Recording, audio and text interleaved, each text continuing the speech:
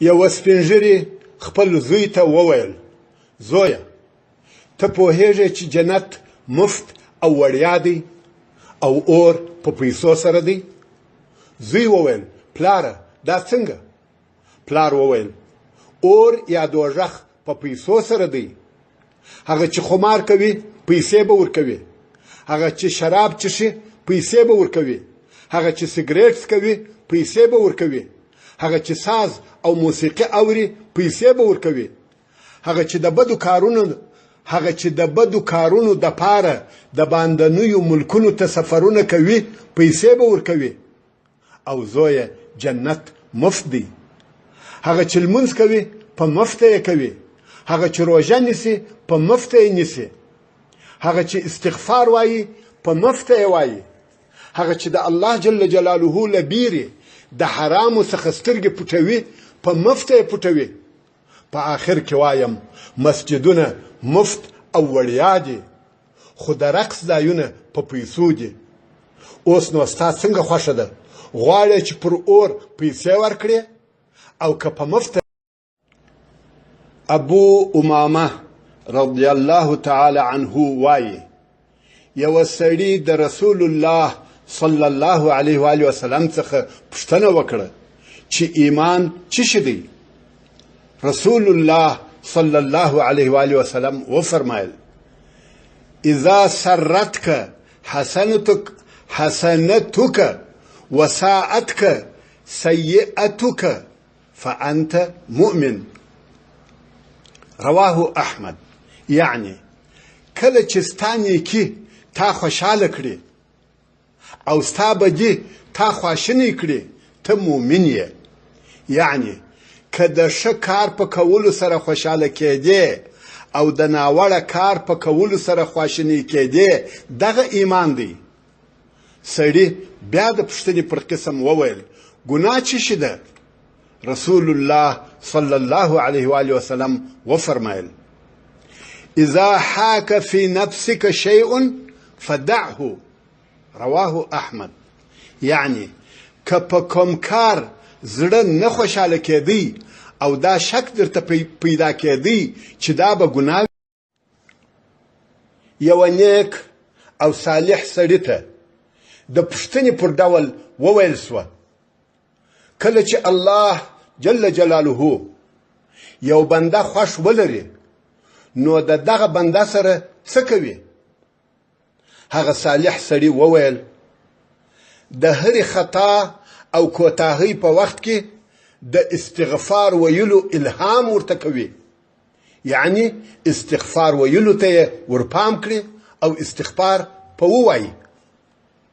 ځکه الله جل جلاله په سورة الانفال کې فرمایي: وما كان الله معذبهم وهم يستغفرون.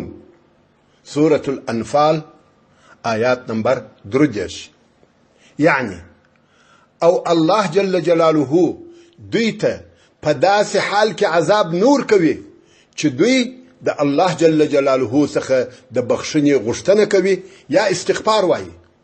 نو الله جل جلاله چې کوم چاته د استغفار ویلو قدرت او عادت ورکړي، هغه څوک د الله جل جلاله دوست او ولی دی.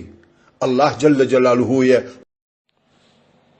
له یوه غریبه داسې پوښتنه مه کوه چې ورته وایې پیسو ته خو به ضرورت نه لرې، بلکې څه چې دې په وسه پوره وي بې له پوښتنې یې ورکړه، ځکه په دغسې ورکولو کې د ده د عزت مراعت شته.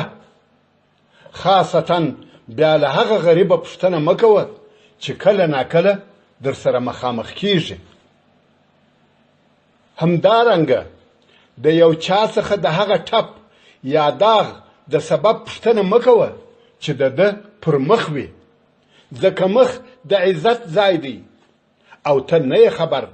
ښایي چې دی به د دغه ټپ یا داغ د پټولو کوښښ کوي، خو د هغه پټول یې په وسه نه دي پوره. همدارنګه د میلمه څخه دا پوښتنه مه کوه چې خواړه یا د څښلو شی خو به نه غواړې، بلکې څه چې لرې بې پوښتنې ورته کښېږده، ځکه په پوښتنه کولو سره ښایي له شرمه درته ووایي نه شي ته ضرورت نه لرم. نو دی دې په دغه پوښتنه سره د ضرورت د شي څخه بې برخې. اعوذ بالله من الشیطان الرجیم. بسم الله الرحمن الرحيم. قل هو الله أحد الله الصمد لم يلد ولم يولد ولم يكن له كفوا أحد. بسم الله الرحمن الرحیم.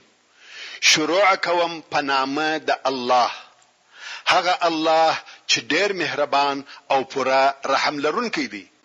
قل اے محمد صلی الله علیه و آله وسلم دغه مشرکانو ته ووایه، هو هغه ذات چې زه یې عبادت کوم، الله احد یو الله دی. الله جل جلاله الصمد هغه ذات دی چې همیشه د ده څخه مقصدونه او مرادونه غوښتل کیږي. لم یلد هیڅوک یې نه دی زیږولی، ولم یولد او نه دی جل جلاله د چا څخه زیږول سوی دی، ولم یکن او نسته له دغه الله لره کفوا سیال مساوی برابر احد هیڅوک.